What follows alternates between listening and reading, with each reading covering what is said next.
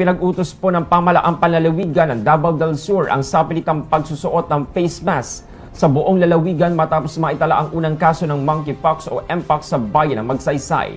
Sa bisa po ng Executive Order No. 20 Series of 2025, inatasan ni Governor Ibon Cagas ang publiko na magsuot ng face mask sa mga paaralan, palengke, simbahan, pampublikong transportation, business establishments, at iba pang matataong lugar bilang bahagi ng pag-iingat.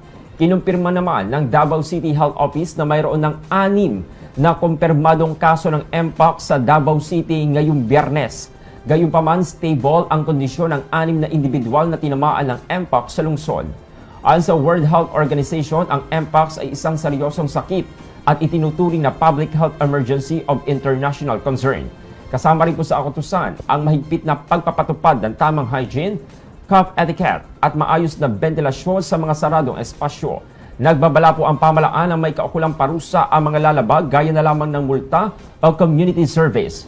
Katuwang ng mga lokal na pamahalaan ang Provincial Health Office sa pagpapatupad ng mga hakbang tulad na lamang ng monitoring, contact tracing at public information drive. Mananatiling epektibo ang kautusan hanggat may banta ng mpox sa lalawigan. Good morning.